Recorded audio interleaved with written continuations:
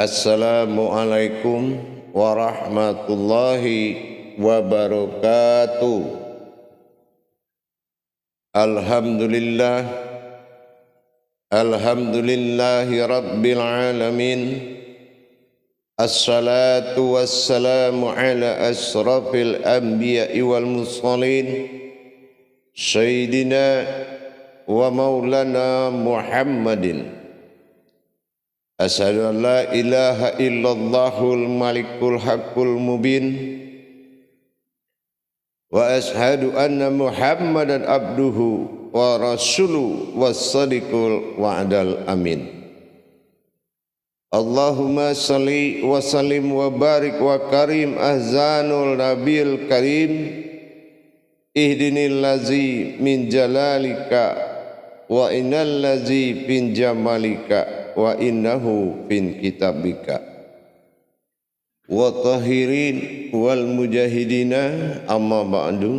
Ibadallah, alhamdulillah, kita panjatkan segala puji syukur kita kehadirat Allah Subhanahu wa ta'ala atas limpahan karunia rahmah dan hidayahnya, serta dengan izinnya juga kita dapat menjalankan amanahnya beramal dan beribadah. Bersalam kita tidak akan pernah kita lupakan. Marilah sama-sama kita sampaikan kepada junjungan kita Nabi Allah, Nabiul Akhirul Zaman, Rasulullah Muhammad sallallahu alaihi wasallam. Atasnya kalimahnya kita kalamkan dengan membacakan Allahumma salli ala Sayyidina Muhammad wa ala alihi Sayyidina Muhammad. Alhamdulillah, para jemaah sekalian, hadirin dan hadirat, kaum muslimin dan muslimat dimanapun berada, rahimakumullah. Alhamdulillah, bertemu lagi dengan saya, Guru Mursyid Syekh Nur Muhammad Buya Irwan Maulana Al-Khalidi dalam makom Majelis Zikir Ma'rifatullah, tentunya dalam tayangan YouTube Buya Pasaman Timur Kupas Tuntas. InsyaAllah dalam rangka meningkatkan iman dan takwa kita kepada Allah Subhanahu wa ta'ala, tentunya kita harus meningkatkan kualitas dan kuantitas diri dan ibadah kita. Kalau diri kita atau kualitas yang dimaksud adalah nilai dari ibadah kita sebagai orang wujud umat yang dijadikan Allah dalam rangka mencapai hakikat-hakikat ketuhanan dalam diri, diutamakan adalah kualitas daripada ibadah. Kualitas ibadah maksudnya adalah nilai dari ibadah kita, tingkatan makom ibadah tersebut. Kalau dia masih bersifat kepada sesuatu yang tidak berkualitas, tidak ada nilainya, maka Allah tidak memberikan hidayah kepada ibadah tersebut. Wa hidayatihi wal karomatil il ibadatihi. Sebetulnya ibadah itu adalah hidayah dan karomahnya. Ada memiliki karomah, sehingga kalau muncul karomah ibadah itu, maka inilah yang akan menjadi suatu hidayah bagi Allah untuk kita. Ini yang dikatakan kualitas, bukan kuantitas. Nah, kualitas yang dimaksud itu adalah nilai ibadah tadi. Bagaimana hakikat ibadah yang dikerjakan. Hakikat takbirnya apa sudah mencapai pada nilai hakikat. Nilai hakikat, nilai syariat, nilai ma'rifat. Lihat kedudukannya. Apa yang dicapai oleh nilai sebuah takbir? Ini kita umpamakan sebuah takbir dulu. Tentu kita harus meningkatkan Nah, kalau meningkatkan takbir, apapun yang kita kaji dalam takbir, kalau kuantitas kodrat diri juga tidak bernilai, diri mana yang bisa dibawa ke jalur tauhid ini? Diri mana yang dikatakan tidak menyekutukan Allah di dalam beribadah kepadanya? Diri mana yang dikatakan kembalilah wujud kepada wujudnya sendiri? Dalam makom ibadah sudah ditentukan kodrat asma dalam memimpin ibadah. Bergerak Adam digerakkan Muhammad, maka menuju kepada sifat Allah pada diri. Atau kita tingkatkan nilainya seperti yang dimaksud kualitas tadi. Memang apakah sudah Adam yang berdiri, Muhammad yang menggerakkan, atau sudah Tuhan yang dituju? Atau kita ambil kodratnya kita naikkan lagi? Apakah sudah Am yang berdiri, apakah An yang menggerakkan, apakah Bilah yang dituju? Atau kita naikkan lagi kualitasnya? Inilah yang dikatakan kualitas. Kalau kualitas ibadah itu sudah memiliki nilai yang cukup syarat untuk mendapatkan hidayah dari Allah ibadahnya, tentunya kita harus meningkatkan pelajaran tauhidnya. Bagaimana dengan kuantitas diri? Diri ini sudah ada sebelum semua ada. Tapi bagaimana diri yang mana yang bisa kita bawa untuk bertajali kepada Allah? Diri yang mana yang akan kita bawa, yang akan kita suruh mendengar azan, yang kita pakai di saat iqamat, yang kita cuci di saat wudhu, yang kita ajak melangkah naik sajadah, dan kita ajak menghadap Allah dalam takbir. Tentunya dengan kita belajar ma'rifatur ruh.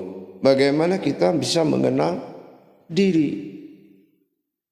Apakah benar diri yang dimaksud itu seorang diri manusia? Apakah benar diri itu diri sifat? Apakah benar diri itu sebuah diri zatnya Allah? Apakah benar diri itu adalah sebuah batin, sebuah sir, sebuah wujud, sebuah maujud? Allah ada pada kedudukan umatnya. Allah dalam prasangka umat. Kalau kita menampilkan kodrat yang lemah, maka lemahlah pencapaian kuantitas diri kita. Dilihat dulu kodrat yang ingin melaksanakan perintah tersebut. Ini yang dikatakan kuantitas diri. Kalau kualitas nilai ibadahnya harus seimbang dengan kuantitas dirinya.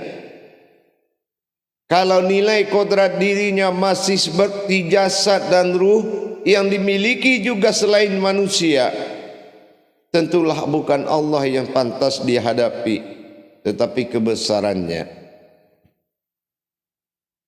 Inilah kita dituntut untuk belajar memperjalankan kualitas dan kuantitas. Tentunya mengkaji amaliyah sampai menuju ibadah, mengkaji rohani dan memperjalankan sampai menuju kodrat sebuah diri. Diri mana yang Allah pegang, yang menjadi pedoman bagi semua yang dijadikan umat oleh Muhammad sallallahu alaihi wasallam. Diri itu yang menjadi rebutan. Ada diri golongan zat, ada diri golongan sifat, ada diri golongan ruh. Banyak kodrat-kodrat diri, tapi diri tidak banyak. Inilah yang menjadi fastabiqul khairat, yang kita berlomba-lomba untuk mendapatkan derajat. Baik kualitas ibadah kita akan naik apabila kuantitas diri kita sudah dinyatakan naik.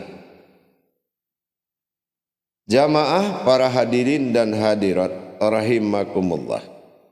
Jadi kalau kita ingin bisa mendapatkan apa yang kita inginkan, jangan kita memaksakan kemampuan kita.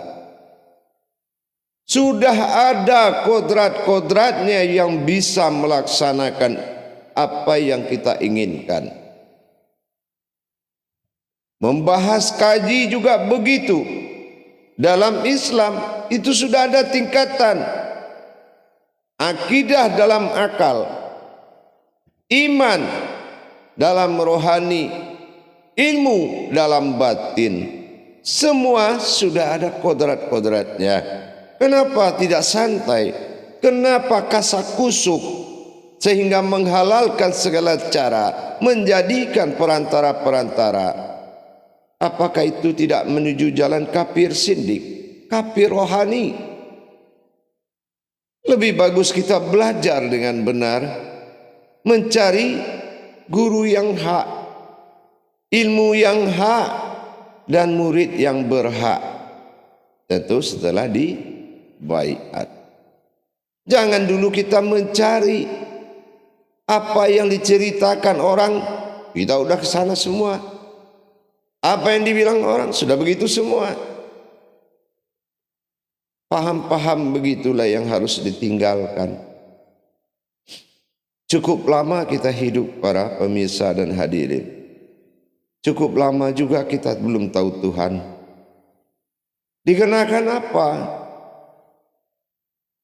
Karena kita mencari sesuatu kelebihan di jalan Tuhan. Kita mencari sesuatu kebisaan. Inilah yang tidak mungkin bisa terjadi. Untuk itu kita harus kembali kepada kebenaran, yaitu belajar dan menghalalkan diri dalam aturan surat Al-Fatihah ayat 10.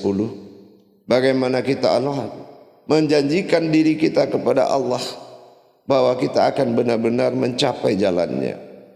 Wala zinna jahadu fitna lahadiyahum subulana. Bersungguh-sungguhlah engkau mencari jalanku, maka akan kuperlihatkan kepadamu. Inilah yang kita capai. Kualitas ibadah ditentukan oleh kuantitas diri kita. Nilai diri kita itu. Jangan kita kaji juga potensi ibadah sementara kuantitas diri yang akan menjadikan ibadah itu bernilai, menjadi ibadah itu berkualitas, kuantitas diri tidak diutamakan.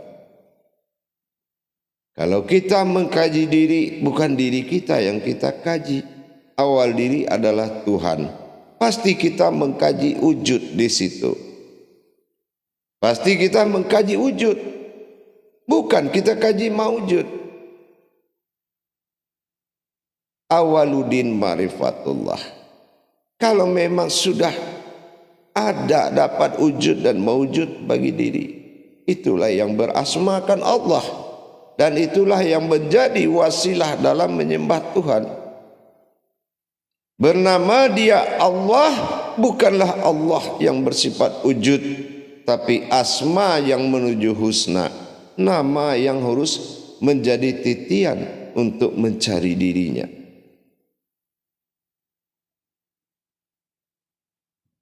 Kualitas membutuhkan perbendaharaan kaji yang sangat luas. Kita harus banyak perbendaharaan hakikat. Harus tahu hakikat-hakikat dari seluruh syariat yang dijadikan. Butuh perbendaharaan. Aku adalah sebuah perbendaharaan, kata Allah. Berarti kita harus mendapatkan kekayaan, yaitu nilai jabariyah di setiap perbuatan perintah Allah. Mencapai jabariyah tersebut juga membutuhkan restu Allah terhadap diri. Kalau ada Allah mengatakan nafs, ada diri, apakah harus dirimu? Apakah harus diri kita? Tidak. Namanya diri, nafs bagi Allah. Baik nafsahu, nafsihi, nafas, nafsin, semua itu ada kodrat-kodrat diri. Makanya Allah katakan, aku dalam prasangka. Kamu pilih diri yang mana untuk mencapai Tuhanmu? Inilah fastabiqul khairat. Bagaimana kita bisa berlomba-lomba untuk mencapai restu dan izinnya Allah. Tentunya dengan mukharabin.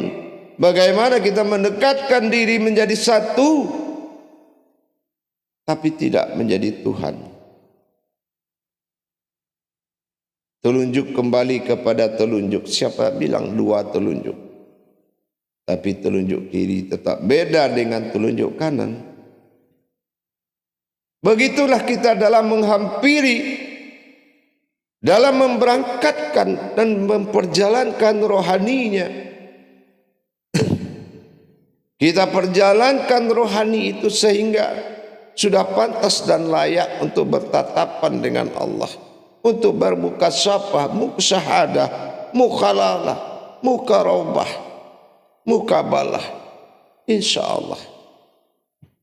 Tapi kalau kita tidak bisa mendapatkan nilai kuantitas diri kita, bagaimana ada kualitas ibadah? Tidak mungkin. Boleh kita lakukan pekerjaan ibadah itu dengan rajin,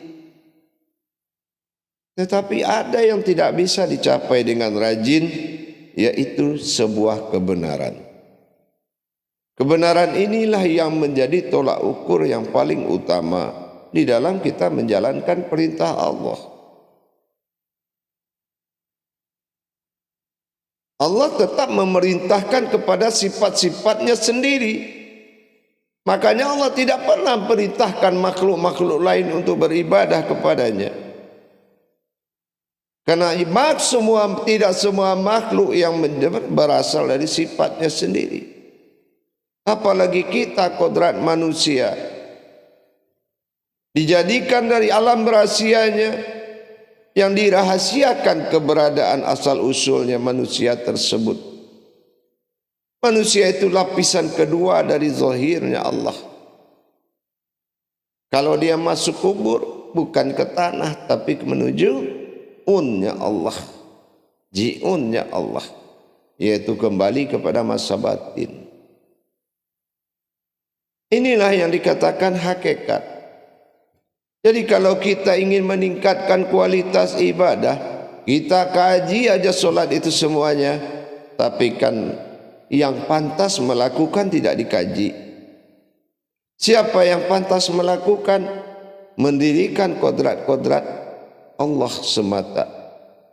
Kodrat iradat ilmu sama basar kalam hayat. Sebagai sifat bagi Allah dalam bertajali bentuk rohani, nurani dan rabbani. 10 kodrat itu menjadi suatu makom dalam batin. Inilah hakikat. Allazina yu'minuna wabil ghaib wa yuqimunas shalah wa mimma razaqnahum yunfikun. Yakinlah kata Allah kepada yang gaib. Tapi gaib apa? Wa yuqimunas shalah. Yang ada di dalam solat maknanya hakikat solat. Wa mimma razaqnahum yunfikun. Maka itulah yang dikatakan nikmat rezeki yang paling kuat. Tidak ada lagi rezeki yang paling beruntung selain pertemuan dengan Allah di dalam solat. Tidak ada lagi. Tidak ada yang mengalahkan nilai pertemuan mukasyafatullah. Capailah dia agar kamu cepat diberikan bantuan pertolongan. Tapi sumber kekayaan pertemuan tadi kamu gagal. Semua hajatmu akan gagal di dunia dan akhirat. Diberikan kesempatan dunia untuk beribadah, kamu terlena dengan permainan dunia. Ibarat anak-anak masuk ke tempat pasar malam, asik tengok-tengok, tapi kamu tidak bisa menikmati itu. Inilah yang paling penting kita ingat para jemaah. Jangan kamu sia-siakan waktu dan kesempatan yang diberikan oleh Allah. Nikmatilah dan kejarlah. Cepatlah cari amir dirimu. Cepat cari pemimpin dirimu. Yang namanya pemimpin itu hanya ada satu. Itulah sumber yang harus kamu dapat. Amirul mukminmu, amir dirimu. Jangan buang waktu, segera tunaikan, cari imam dirimu, selamatkan keluarga, insya Allah. Akhirul kalam, wabillahi taufiq wal hidayah. Assalamualaikum warahmatullahi wabarakatuh.